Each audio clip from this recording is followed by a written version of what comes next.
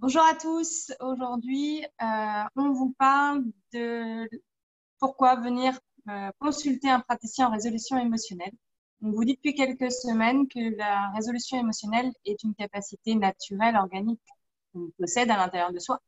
Aujourd'hui, on vous explique pourquoi parfois il est intéressant d'aller voir un praticien qui connaît la résolution émotionnelle et qui sait comment faire pour activer cette capacité pour vous. On vous donne un aperçu en image avec Natacha et Sophie.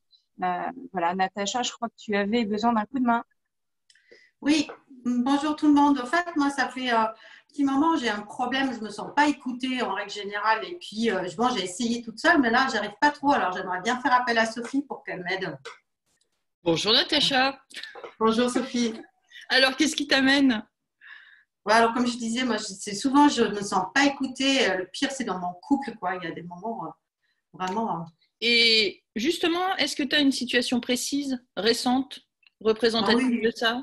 Ah oui, ça arrive tout le temps. Alors, tu vois, par exemple, ce matin. Ok. Oui, Ça ce serait possible matin. que tu me racontes, enfin que tu racontes cette situation au présent avec un maximum de détails? Ah oui, alors. En fait, ce matin, je suis encore dans mon lit et puis il y a quelqu'un qui sonne à la porte. Ça sonne. Je me dis merde, c'est quoi? Confinement, il n'y a personne qui doit venir normalement. Et puis ça ressonne. Ça fait quoi dans ton corps là? Ah bah déjà, rien qu'ici, ça me. Ok, quoi d'autre? Au ventre, Ok, quoi d'autre? derrière la nuque. Laisse évoluer tout ça. Laisse faire. Signale-moi tous les changements. Au fur et à mesure qu'ils apparaissent, laisse faire. C'est un peu plus doux dans le ventre. Ok, laisse faire. Quoi d'autre? C'est comment ailleurs? Dans la nuque, ça coince, ça bloque. Laisse faire. Ailleurs, c'est comment? Ça coince dans la nuque. Et ailleurs, c'est tranquille? Ah ouais, ça va. Ailleurs, ça va. Juste un peu le pied droit. Ok. Et le pied gauche, c'est comment? Ça va.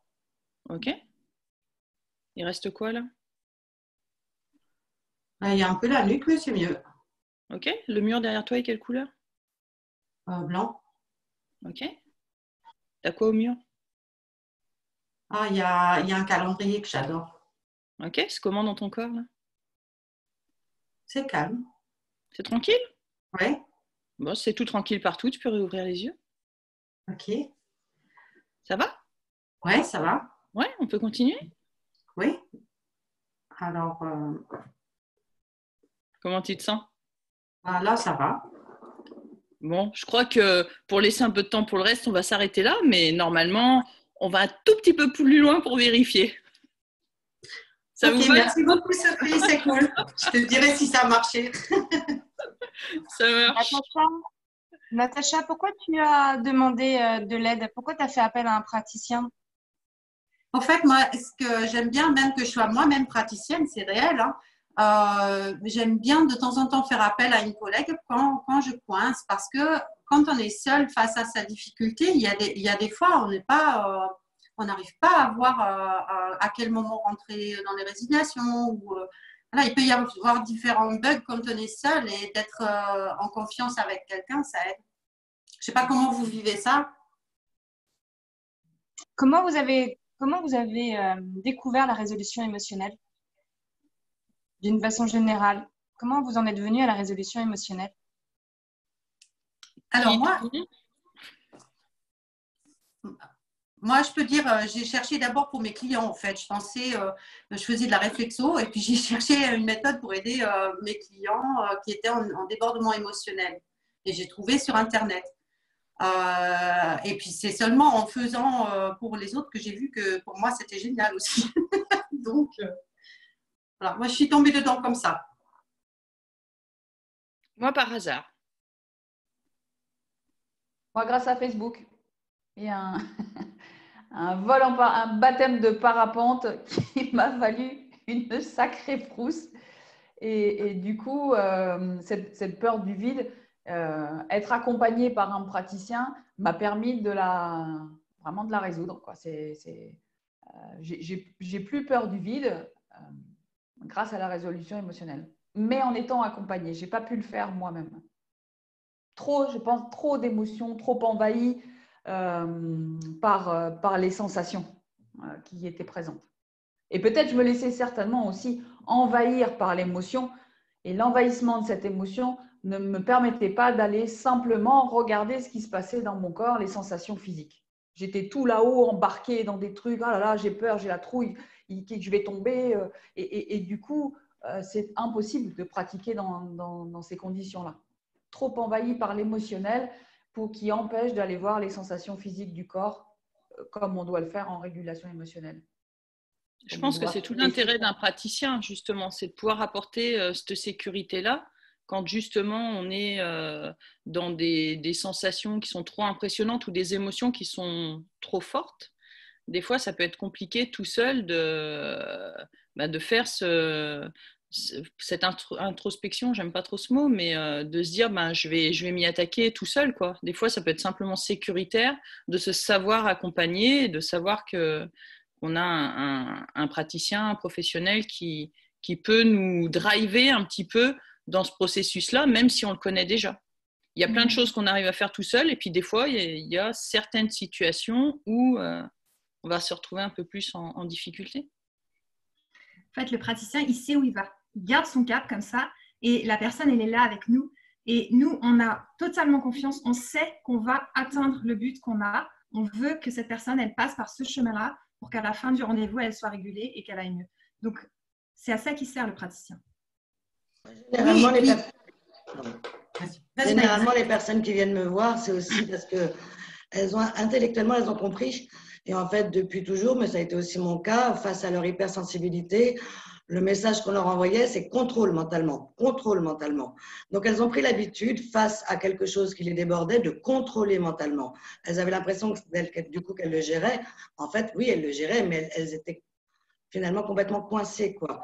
Et donc, les personnes qui viennent me voir quand elles ont un peu essayé, c'est parce qu'elles ont se défaire d'une mauvaise habitude. Et même, à la limite, ce qu'on demande, ce qu'on propose, nous, en régulation, c'est le contraire, exactement l'opposé de contrôler mentalement.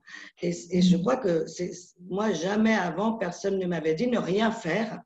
Est-ce qui va régler le problème? Je repense à un collègue psychiatre qui me disait, mais là, je comprends ce que tu dis, c'est ce qu'on sait, c'est qu'une crise d'angoisse, si on ne fait absolument rien, elle passe toute seule. Et l'autre élément, c'est que moi, si je suis arrivée à la régulation, c'est que pour avoir accompagné des gens pendant des années et des années, les meilleures séances que j'ai faites, en tout cas les plus utiles, c'est celles où la personne se mettait à raconter quelque chose, qu'elle commençait à se sentir complètement débordée émotionnellement, et que moi, à ce moment-là, ce que je faisais, c'était absolument rien. Je fermais ma gueule. Je lui donnais même pas un mouchoir. Je la laissais et je l'accompagnais. J'étais juste à côté d'elle à ces moments-là. Et c'est ces séances-là qui faisaient que quelque chose se modifiait profondément. Donc, je pense que parfois, quand on a été trop habitué à contrôler mentalement, on n'arrive même pas à voir qu'on est en perturbation émotionnelle. Et un praticien peut aider à ne pas remonter dans le mental, rester ces 30-40 secondes jusqu'à ce que la capacité aille jusqu'au bout et résolve l'émotion perturbée. Ça. En fait, ça a beau être une capacité naturelle et simple, hein, on dit que c'est simple et complètement naturel, mais comme le processus de digestion, digérer, c'est quelque chose de naturel, n'empêche que si on nous apprend à bien ou mieux manger, on va bien ou mieux digérer. Et la régulation émotionnelle, on va permettre aux gens de mieux utiliser cette capacité naturelle à réguler. Et en fait, parfois, il y a des bugs. C'est-à-dire que d'un côté, c'est simple et d'un autre côté, il peut y avoir certains bugs. Et si la personne elle rentre dans les bugs, au final, ça n'aboutit pas. Donc, nous, on est là pour être un pilier solide qui aide la personne à laisser faire ce qu'elle ressent, laisser faire ses sensations physiques qui parfois ne sont pas agréables. Donc, justement, ce n'est pas si simple de les laisser faire. Et nous, on est là justement pour l'aider à laisser faire ses sensations et que ça puisse aboutir à ce que ça régule. On a perdu Annelise. Magnifique. Magnifique.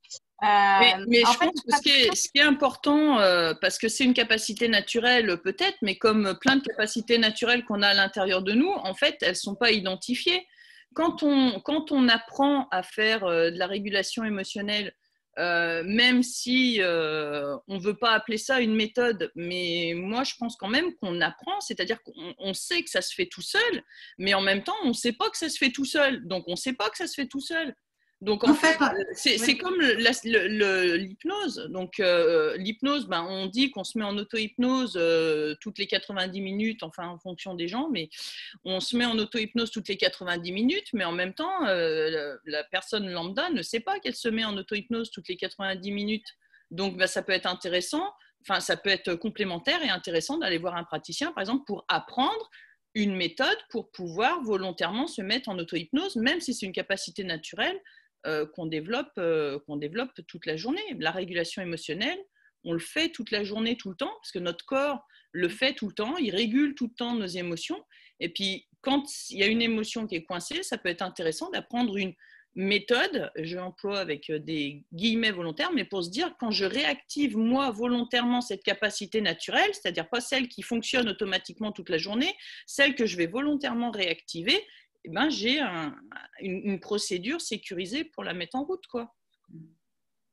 Apprendre à laisser faire, le praticien, il est aussi là c'est laisser faire, ok, mais est-ce que les gens savent faire laisser faire? On peut apprendre à laisser faire. Et c'est ça, c'est toutes les méthodes à apprendre, c'est ça, c'est comment laisser faire, comment permettre à cette procédure de la faire aboutir quand on veut volontairement résilier quelque chose, quoi. Oui, le praticien, il va être en fait le gardien, je dirais le gardien de la bonne conduite du processus, d'accord? Voilà, nous, on connaît par cœur, on sait là où ça peut être empêché, d'accord? Donc, à la limite, des fois, on va juste quitter la personne pour ne pas qu'elle empêche, qu'elle puisse aller vraiment jusqu'au bout avec ça. Et on va aussi lui enseigner les choses dont elle aura besoin pour progresser elle-même avec ce processus. Ouais, et je pense que les gens sont parfois un peu surpris parce qu'ils sont convaincus qu'ils vont aller voir quelqu'un et qu'ils vont devoir raconter un peu leur vie, leur intimité, et ils s'aperçoivent que nous, vraiment, ça ne nous intéresse pas. L'intimité, on va la respecter. On va juste avoir besoin d'une situation précise. Et parfois, notre boulot aussi, c'est de les aider à percevoir l'instant, à identifier la situation précise. Ouais. Et en effet, d'ailleurs, il faut peu de séances, donc ça, c'est super. Et surtout, on peut ne rien dire. Par exemple, si on n'a pas envie de dire j'ai des problèmes avec cette personne, par exemple, et en plus le praticien il la connaît ou je ne sais pas, on peut dire voilà, hier j'ai eu des problèmes avec une personne et j'ai ressenti de l'angoisse. Et ça suffit. On n'a pas besoin de savoir qui c'est, quand, comment. Donc en gros, vous ne vous dévoilez pas. Vous n'avez pas besoin de raconter votre vie, de dire des choses que vous n'avez pas envie de dire ou voilà. C'est très peu dans le mental et directement dans le corps. On n'est plus dans le pourquoi, on est dans le comment je m'en débarrasse. Et en ça, c'est vraiment une révolution pour moi. C'est une vision complètement différente de l'accompagnement des personnes dans le bien-être, quoi. Comprendre pourquoi je ne vais pas bien, finalement, nous, ça ne nous intéresse pas tellement. Mon expérience surtout, c'est que les personnes que j'accompagne en résolution, après, on va prendre un petit peu de temps s'ils en ont envie pour discuter. Et alors, à ce moment-là, leur analyse est d'une finesse incroyable. Oui, parce que ça n'empêche pas, nous, on n'est pas dans le chercher à comprendre, à expliquer le pourquoi et d'où ça vient et depuis combien de temps. Mais une fois que la personne a régulé ses perturbations émotionnelles et ce qui lui empoisonne la vie, ça n'empêche pas de faire ce travail, hein, aussi que je fais aussi notamment en sexo, où on cherche à comprendre le pourquoi. On est des êtres humains. Souvent, on cherche toujours à comprendre pourquoi. Très, très, très, très souvent. Donc, ça n'empêche pas après. Et effectivement, comme le dit Mélisse, comme tu le dis si bien, c'est que c'est beaucoup plus clair après avoir pratiqué la régulation émotionnelle. Et ce qui est génial aussi, c'est qu'il y a un avant et un après. Le avant, c'est par exemple la personne, elle est en larmes ou elle est hyper énervée et tout. On fait la régule et ensuite, soit ça la fait rire, soit elle dit « Ah ben en fait, c'est pas si grave, je vais faire comme si… » Enfin, il y a tout qui a changé dans sa tête en l'espace de quelques minutes. Ou alors elle dit, en fait, c'est très grave et il faut que j'agisse. Ça ne va pas lui couper son émotion. C'est quelqu'un qui réagit sur le collectif là-dessus avec cette peur-là. Il faut vraiment qu'on l'assène, ça, et qu'on l'assène. Ça libère l'émotion. Ça ne la contient pas. Tout ce qu'on nous a appris jusqu'à présent, c'était à contrôler l'émotion. La résolution la libère et lui redonne sa fonction de protection, encore une fois. Oui, c'est une clarification. Oui, on ne lobotomise pas la personne. Elle n'a pas plus d'émotions, ses émotions sont remises à un juste niveau qui lui permettent de les vivre beaucoup plus sereinement. Pas forcément de manière agréable, parce qu'il y a aussi des émotions qui sont pas très sympas, on va dire, mais au moins on peut les vivre sans être complètement envahi, perturbé, déjanté. Moi, je trouve que ça réaligne. C'est-à-dire que ça réaxe en fait, ça redevient cohérent. Et le avant-après que disait Annelise, en fait, quand les personnes abordent éventuellement le problème qui les a amenés après, ils sont beaucoup plus lucides, ils sont beaucoup plus alignés pour pouvoir en parler. Parce qu'avant, en fait, les gens, c'est comme s'ils étaient tordus, quoi. Et parce qu'ils sont focalisés sur ce truc-là. Donc après, une fois qu'ils sont alignés, c'est beaucoup plus juste, c'est beaucoup plus lucide et c'est beaucoup plus cohérent aussi. Et du coup, il y a des pistes de solutions.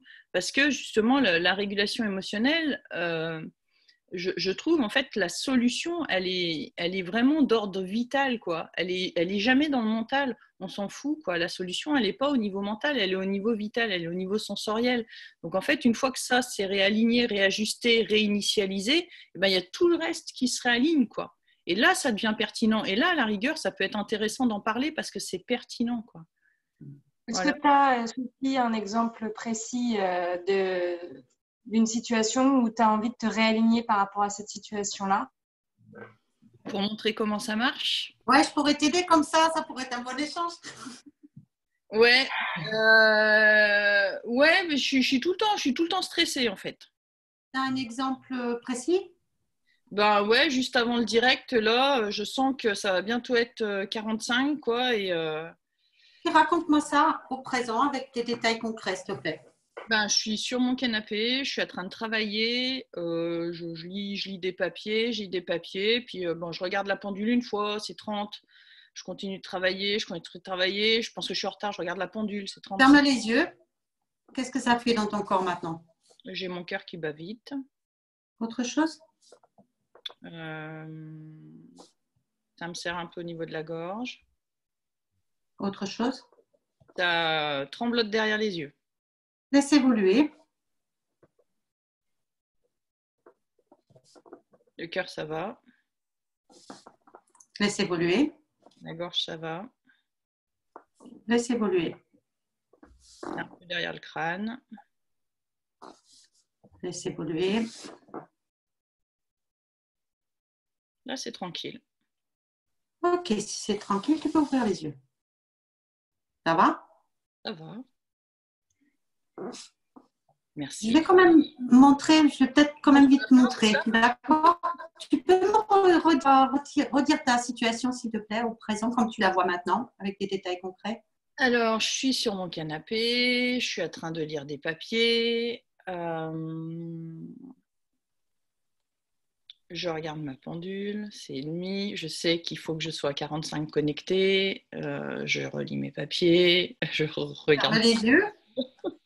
Ferme les yeux, ça fait quoi dans ton corps maintenant? Ça va. Ok, super. Merci Sophie pour cette super démonstration. Merci Sophie, c'était génial. C'était génial parce qu'en fait, vraiment, c'est souvent l'effet qu'on a derrière mais j'étais perturbée, mais en fait, c'est drôle en fait. Et on a vraiment cette expression de joie derrière, de libération émotionnelle et de se dire, ah chouette, et ça y est quoi, c'est apaisé, c'est chouette. Le praticien en résolution émotionnelle, d'après tous nos échanges, il est là vraiment pour sécuriser la personne, cadrer, border, tenir au lasso, j'aime bien cette expression, pour éviter que la personne elle reparte dans son mental, partir là-haut dans son mental et permettre à la personne de rester dans son sensoriel pour laisser sa capacité naturelle aller au bout. En fait, le mental, il a tendance à vouloir se mêler un peu toujours de ce qui ne le regarde pas. Donc là, l'idée, le praticien, il est surtout là pour dire au mental, allez, moi, je m'occupe de toi. Et puis, le corps, il sait faire. Donc, on va laisser le corps faire ce qu'il a à faire. Et nous, on va aller se balader un peu à gauche, à droite. Et on va aller faire autre chose. Voilà. Donc, du coup, c'était la petite démo sur pourquoi on fait appel à un praticien en résolution émotionnelle. Demain, je ne sais plus qui on a. Demain, on va parler des chefs d'entreprise, des entrepreneurs et de leur vécu. On est presque d'ailleurs tous concernés aussi. avec une personne qui s'appelle Anne Rollo-Lapointe et qui a l'habitude d'accompagner les chefs d'entreprise, qui va nous permettre un peu d'identifier leurs problématiques et de voir comment la libération émotionnelle peut les soutenir dans cette période vraiment compliquée. D'accord, super, merci. Eh bien, écoute, on se dit à demain, midi 15, pour un nouveau live. À bientôt. Salut. Au revoir. Ciao. Ciao.